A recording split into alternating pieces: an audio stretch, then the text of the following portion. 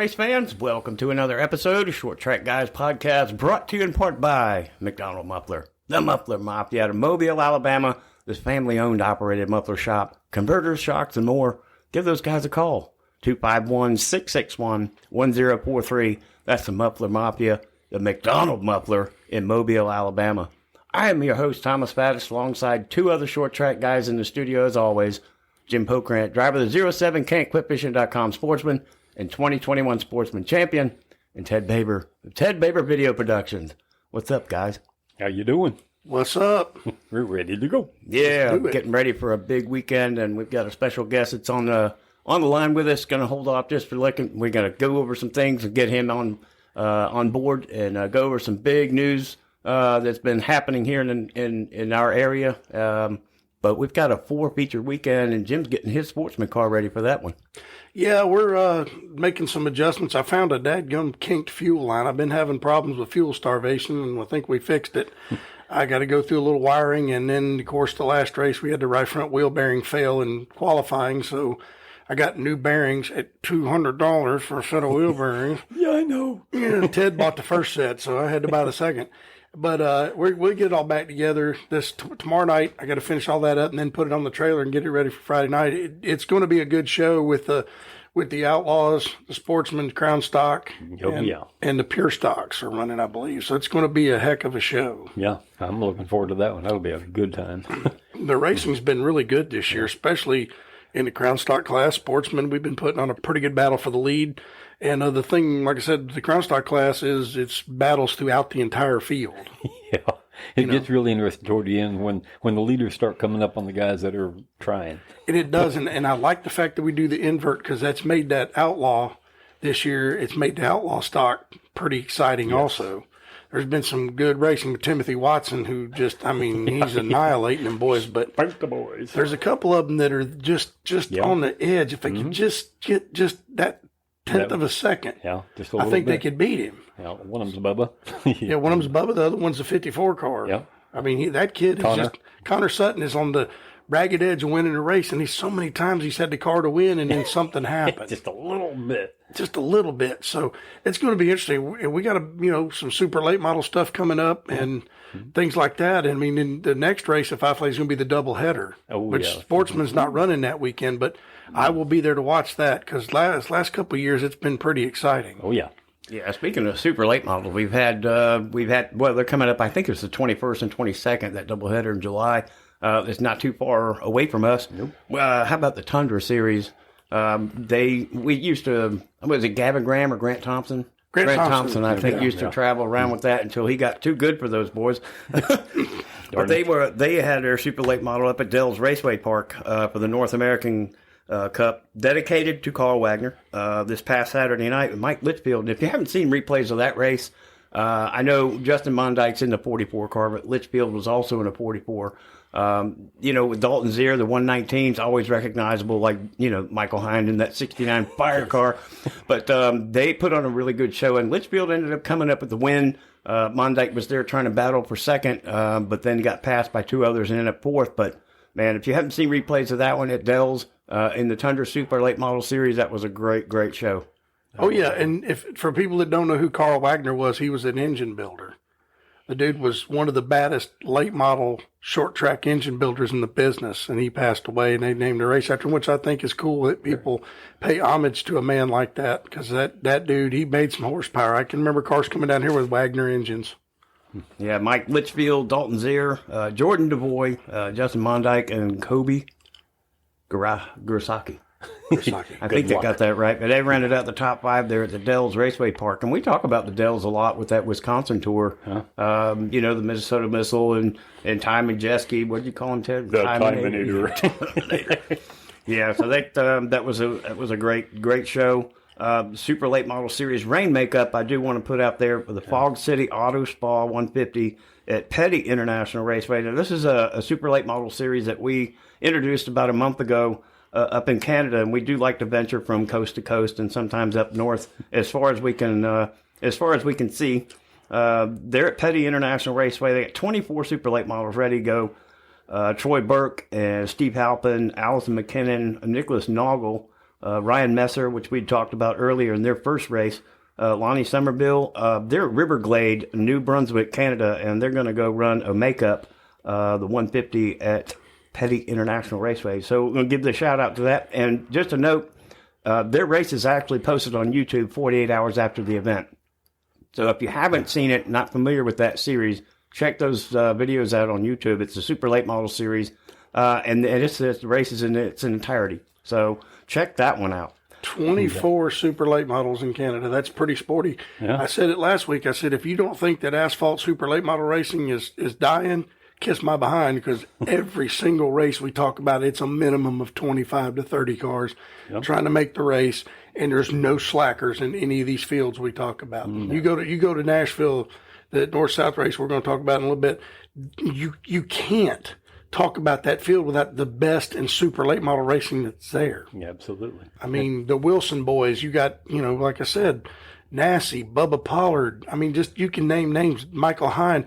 And it's just, I mean, the asphalt short track racing is alive and well.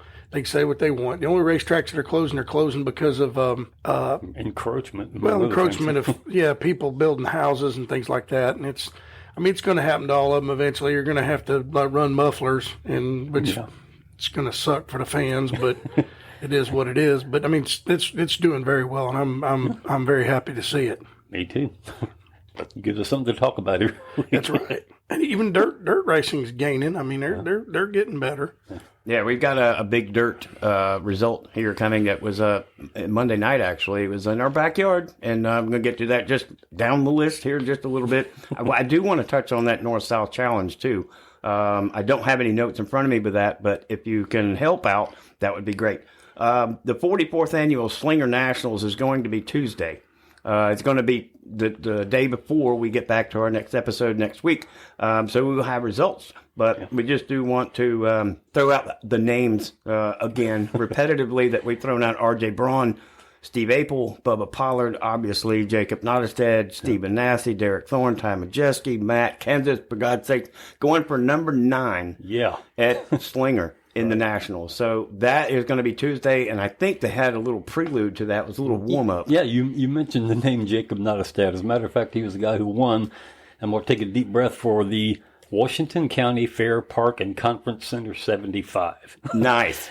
Got it out there on one piece. It was quite a nightmare, but it was an exciting race, and Nottestad had difficulty in the past. He would take the lead and be out front for a while, and then things would just fade on him. But it didn't happen this time. He managed to win the entire banana this time. And I want to go through the list of all the finishers. Obviously, Nottestad winning, Brad Keith, Steve Appel, Dennis Prunty, Brad Mueller, Grant Griesbach, Alex Prunty, Nick Egan, Derek Thorne. Keep that name in mind. I want to say something about that here in just a minute. Rich Locke, R.J. Braun Jr., who we just mentioned a moment ago, Jerry Mueller, Nick Wagner, again, Ryan Farrell, let's see, Conrad Morgan and James Swanson. There's one thing I want to note about that. There is one name. I said something about Derek Thorne. He is the only person in that entire race that was not from Wisconsin. Everybody else is a local guy. Wow, that's unusual. Very. You don't see that very often, for sure. Well, if he's driving that car for, what's his name, the 7 car, Paul Schaefer, then that car's from Wisconsin, so it's probably why he was the only one that was. Because I mean, he ain't got a ride. Campbell Motorsports folded under after he won the Snowball Derby. The team went, by the way, congratulations, thank you, but we're shutting down. But it's like we leave on a high note. But I got the North-South Challenge held at Nashville. They ran like 10 different series of cars, which was a great show. They got that little short track they run infield, and then the big race. Jake Garcia won it. Stephen Nassie dominated, but he got tight at the end. Jake Garcia passed him on the outside, I think with like 10 laps to go, and won. Gio Ruggiero finished 3rd. Matt Craig was 4th. Jesse Love was 5th. Logan Bearden was 6th. Jet Nolan 7th. Michael Atwell was 8th. Jackson Boone 9th. Tony Elrod 10th. I'm not going to run the whole thing down. Jake Finch was 15th, and then a really weird finish. Bubba Pollard was 13th. Whoa. someone was there, a friend of mine said that he just was running with the leaders, and all of a sudden he went to the outside and faded and was never the same after that. So obviously he had an issue, but that's a neat, man, if you've never been to Nashville, that's a track I recommend that you go to and watch a race, because it's pretty neat. It's on our dumpster list. Yeah, but my buddy said there wasn't but 100 people in the grandstands for that late model race. That's it was, craziness. but he's up there was up there working. He said the problem they had was the fact that the weather people kept predicting it was just going to be a flood. There was not going to be any racing, and it kept people away. Yeah. But the racing was really good. The battle for the lead was awesome. And that's what Nassie said, is if we hadn't got tight, we'd have won it. He dominated the race, but at the end, the car got tight, and Jake Garcia was loose enough to smoke around him on the outside, and ABC. It's a different zip code. Yeah, that's Southern Super Series North-South Challenge. So. Yeah, this is a dirt race that I know there's racing all over the place, and it's one after another in our studio, and names going repetitively. But this one it touches a little bit different. One, outstanding as it is in our backyard. Right. Two, it is 4th of July weekend, and this happened on a Monday night. It's Monday Motor Madness, and it was the United Sprint Car Series Outlaw Winged Sprint. Michael Miller wins the race and gets on top of a school bus to celebrate. Now, I don't know if I've ever seen anything like that. But now, he won the school bus race, too. Ooh. He won the late model. He won the 410 Sprint feature for the USCS, and then he drove the bus race, and he won the bus race. That's why he got on top of the bus, because he did a double win. He pulled a double header. I did not know that. Yes, they had bus races, and he ended up passing the guy. I think it was a photo finish for the finish of the bus race. They were framing and bamming all the way down the front straightaway, and he won the bus race, and then got out and jumped up on top of the bus to celebrate the bus win and the win in the sprint car division. Wow. Well, congratulations, Michael Miller. Not only your King Kong celebration, I would put it that way, and Lance Moss, Terry Grand, Brandon Blenden, and Jeff Willingham at the top 5, but that's number 7 in career wins for the Outlaw Thunder Tour Series for Michael Miller. So congratulations to him, and congratulations to all the winners this past week and weekend. And I hope everybody had a great 4th of July. Everybody was safe. In the meantime, we've got a special guest that's been hanging patiently with us on the line. His name is Ryan Blight. He is a Crown Vic inventor, a founder, and also a points leader here at Five Flag Speedway, and he's been on the phone. Ryan, thanks so much for taking the time out to be with us, and tell us a little bit about you and where you come from, and how this Crown Vic class all got started. Yeah, absolutely. Yeah, thanks for having me on. I grew up in South Florida, actually, Palm Beach area, and moved up to Pensacola around 2011, and started going out to Five Flags, watched the Snowball Derby a few times. Kind of sat around with my wife at one of them and said, hey, I'd really like to do something like this. This looks awesome, and kind of fast forward a few years, I had the opportunity to run Pure Stocks 2 years ago, and I ran not a very remarkable season doing that. And, so I had a little bit of experience there. Got a sportsman car from Hunter Lambert, who's actually a very good friend of mine. And we've played around with that last year, trying to get it ready, get it built. And I ran one race, very last race of the season, I think. Night of Champions. Jim probably lapped me twice during that race. But then Tim came up with this idea for the Crown Vics, for the Crown Stocks here at Five Flags, and I kind of just caught him at the right time, and I called him up, said, hey, what would it take to sponsor this thing and get our name involved with the class? And we worked out a deal, and the rest is kind of history thus far. Well, this is going to be a regular segment with our class, and you guys are going to sponsor it. And we're going to do the Crown Vic Driver of the Week, and I think it would get some more excitement for the class. Not like it needs a ton of excitement because it's really working well, but it would be nice to get you guys a little more exposure with our podcast. And not only Five Flags, but OP runs them, Dothan Motor Speedway runs them. I think Southern's getting ready to do a deal, and down in South Florida they run them. So New Smyrna does. New Smyrna, yeah, and 417. Mobile now too. Yeah, Mobile. That's right. Y'all made the deal with Mobile International to start over there. Right. So it's an exciting class. It's something these guys have heard me preach for the last 3 years, that we need a class like that, a beginner class, beginner type class. Because, I mean, you know, some of y'all have some experience, and that's fine. It's no big deal because you're teaching the inexperienced guys how to race.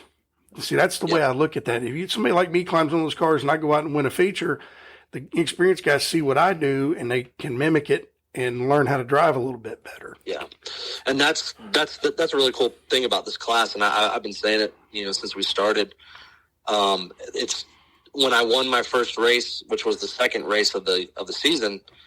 You know, I said it then, and I still say it now. You know, each race is just getting harder and harder because these guys, and it's really fun to watch. You know, these guys that never raced before, they're getting this experience, and they're getting better every single race, and you know, it's just getting closer and closer and closer, and it makes for some great racing. And I'm having a blast, you know, with the whole thing. Well, absolutely. But the thing about it is, too, you're talking about a car that's, you know, there's an abundance of them. So it's not hard to find a car to put together to come race. They're all pretty much the same. The Cop car's a little heavy duty suspension than the other ones, but you can make them work, and you're getting people out there at a minimal cost to go race. It gets exciting, and it brings crowds because people have family.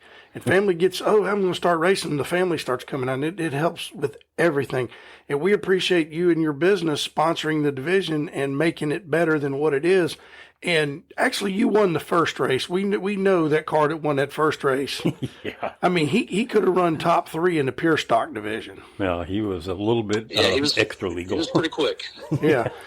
But you know, there again, you know, his name's Chris Rummel. He's from South Florida. He races at Auburndale, I'm pretty sure. And yeah, you know, he drives trucks, you know, and he's got a lot of experience too. And yeah, I think he's been running that class for 3 or 4 years now. So, you know, it's tight, you know, especially with these guys that have been running these for a while. And I can't say I'm looking forward to them coming up from South Florida, man, because they got these things figured out, whereas we're just learning them, you know. Well, and some of those cars too are set up. You know, that car was sitting way higher off the ground and had different springs under it. I guarantee it did. But you know, you and Dave Nolan put on a heck of a show. I'm telling you, what I love about that class is from the beginning of the class, the front of the field to the back of the field, there's nothing but battles. People are bouncing off each other. They're putting on a show. The crowd, no matter where you look on a racetrack, there's something going on, whether you're coming up to lap somebody or whatever. It's exciting. It's a class that I enjoy. As somebody who's raced for 30 years, I get excited watching you guys. Yeah, I get excited watching at the very end of the race when you're starting to catch a tail end. You're going, oh my Lord, where are these guys are going to go? Yeah, because you know, rookies don't know, but you're learning. You know, and that's what I've always told people when you first start going on the racetrack. The first 2 things you need to look at: find out where the flagman is, and look for these lights. Yes. And if you don't know where to go, get all the way to the bottom and stay down there and hold your line. Don't do anything silly when they're coming up on you. It's kind of funny you mentioned that, Jim. When I was racing Dave Nolan that night, you know, I was just locked in on his bumper, man, and I was just trying to catch him. And I saw the white flag come out, and like I said, I just got in the zone or something. Didn't see the checkered flag come out, and chased him down, and I saw him wave his hand. I was like, hell yeah, you know, he broke or something, and I just won. But I ended up just doing an extra lap. So kind of that happened to me one night. We slowed down on the back straightaway, and a good friend of mine, his name's David, I won't mention his last name, Holland, ran right into the back of me. I mean, he had him hung out, and the green light was still on. They hadn't switched it to yellow yet, and we were slowing down to come around the front, and he plowed into me and bent my rear bumper and caved my quarter panel in and just destroyed the front of his car. And the next Monday, he called me and said, stop by over here where I work. Man, I'm an idiot. He said, dude, my spotter was yelling, whoa, whoa, whoa. I thought he was yelling, go, go, go. And y'all all slowed up, so I thought something was wrong. I was going to get a couple extra spots. And it's like, got a couple extra bills. Yeah, he had to replace a radiator and a nose piece and 2 fenders. And I mean, that back then I was running a stock bumper. He just caved my bumper and kinked my quarter panel a little bit, but that was crazy. But man, you guys put on a heck of a show. And you know, how did you get the partnership with Mobile? You know, kind of started off started off with Gina. We had worked everything out there, and then of course whatever happened there happened, and Eddie ended up purchasing the track, and so I got a hold of Eddie, and I just said, hey, we're doing this over here in Pensacola. I think it's going pretty well, and just please let me know what I said. I know you're busy. I know you got a lot going on. A lot of people hit you up, but when you're ready, let me know what we can do to make this happen in Mobile, because we'd love to give back somehow to the Mobile guys, and they come over and race Pensacola all the time, and I've always wanted to race at Mobile. I've been to a lot of races, never raced over there, and just want to do anything I can to see it be successful over there, and come home with a new trophy from Mobile maybe one day. Well, I'll tell you this. When you go down that back straightaway at Mobile and you go into turn 3, it's like doing a roller coaster. It's the coolest feeling when you drop off into 3. It feels like all 4 tires just slam down on the ground, and then you turn into the corner. It's a cool feeling. That was one of the things. In 2005, I was running Pensacola, and I'd run Mobile on Saturday nights. I never bought tires to go to Mobile because Mobile had just been paved. And I'd go over there and run top 3 every single race, and I was making money because I wasn't buying tires. It only cost me fuel, a pit pass, and fuel in the car to go over there, and I was getting $200 for running second or third, and I was making money over there. It was fun. Yeah, and I really want to shout out Eddie, for Eddie Schumacher he's been really great. Just really supportive right off the bat. I wasn't really expecting it. I thought he would be kind of overwhelmed with the whole thing, but no, he was right on board from the very start, and we're just really excited to be a part of Mobile, man. Well, I'm hoping Mobile's successful. I hope they don't overstep things. And Gina did a great job. Or Gina's problem was she went to those American racers, and we're running Hoosiers in Pensacola and American racers over there, and American racers were more expensive. So, how hard is it to go from Pensacola and you have to drive over and buy a different set of tires? And she wasn't paying very much to win. Nothing against her. And I understand it's a business deal, and she did a great job running the track, but financially she just couldn't keep up with it. And I hope Eddie and him, because Eddie's got money, and I'm hoping they'll put some money in that place and get it fixed up where it needs to be and get some good super late model races and stuff over there, and get some big shows, because it's a great old racetrack. I've been going over there since 97 and watching races. Well, earlier than that, 91 is the first time I ever went over there, but it's a great place. And, with you guys in the Crown Stocks running all over the place, man, it's a great series. And you are the Crown Stock driver of the week. You're our first one. And like I said, we appreciate you coming on board with the podcast, because, we want to run this podcast up and make it great for short track racing and for things like this. And anytime you have an announcement, please let us know. Yeah, absolutely, man. I can't thank you guys enough for, just giving me the opportunity, just any chance I get to, I should say that we get, me and my business partner, Mark Story, he's also a very big part of this. I don't want to leave him out.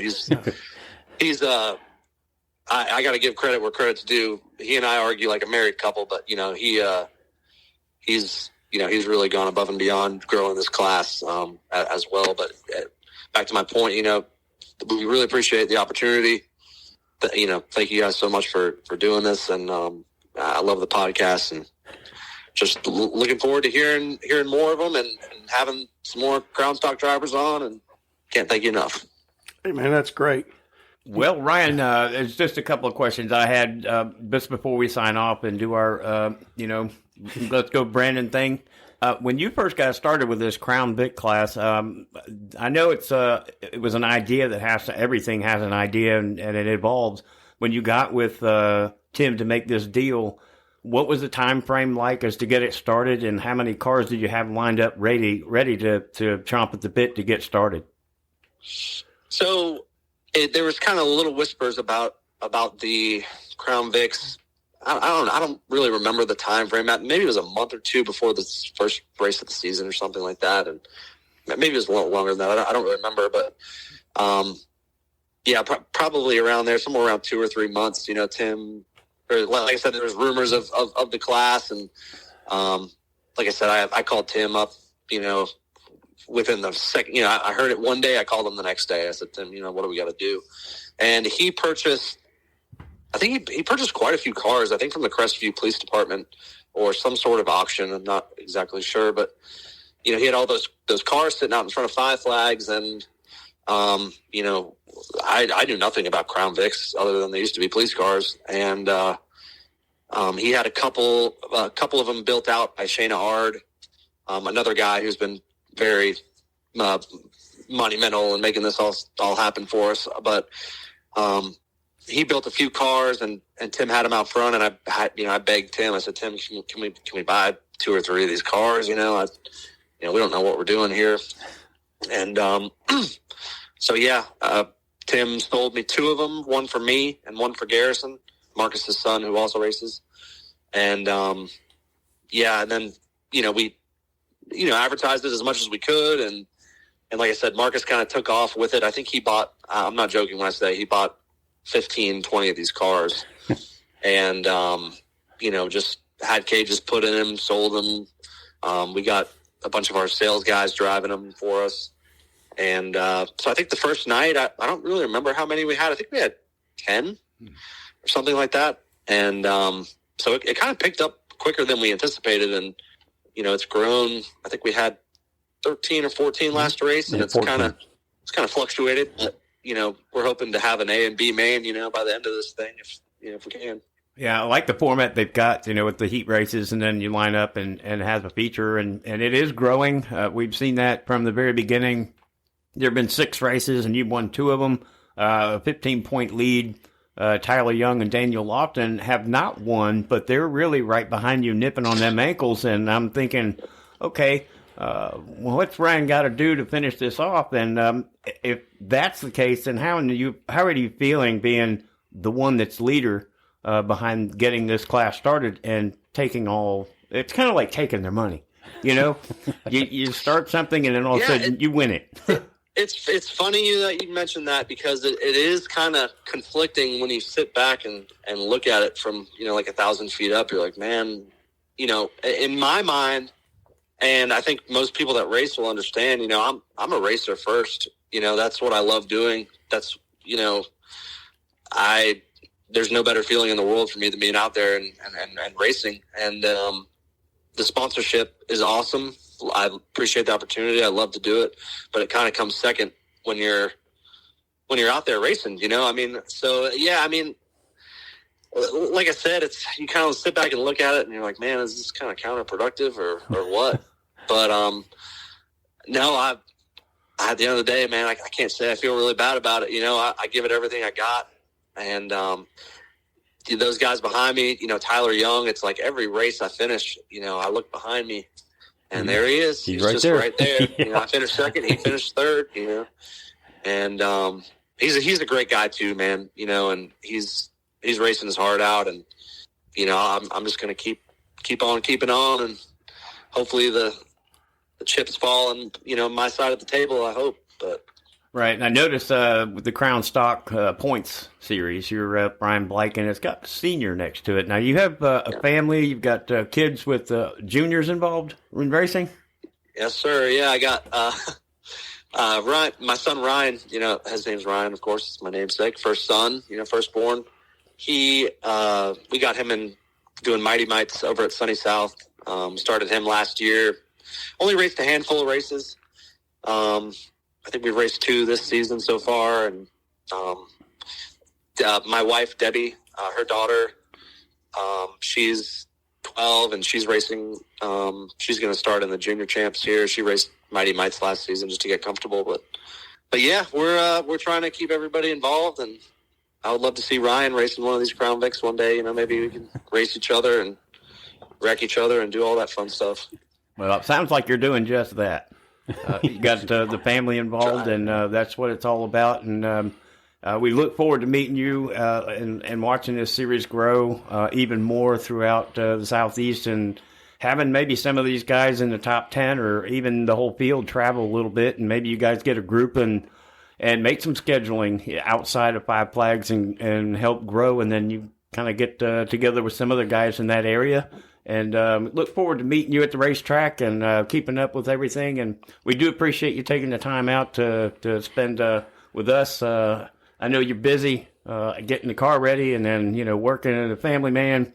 So we do appreciate the time, guys. Anything for Ryan before we sign off? I think we've pretty well covered it. Well, I'd like to thank you for doing my roof, by the way. They did a fantastic job, and if you need a roof done, Story and Blight Roofing, give them a holler. They did an excellent job on my little old house, and I'm very happy. So if you need a roof, they're the guys to call. Thank you, Jim. I appreciate the business, sir. Hey, man, ain't no problem. Y'all did a great job. Like I said, I'm very impressed and very happy. All right, Ryan, we'll sure do appreciate the opportunity. Yes, sir. It was nice talking to you, and we're going to let you go, and we'll sign off, and we will talk to you soon. I'll see you Friday night, sir. See you Friday night. Appreciate it. Yes, sir. All righty. All right, guys. We're going to do the typical 1, 2, 3 or 3, 2, 1. I think we should just 1, 2, 3. Well, just all right. Let's do that. Ready? Yep. 1, 2, 3. Let's go, Brandon. Good night, everybody. Be strong, America. Thanks for listening.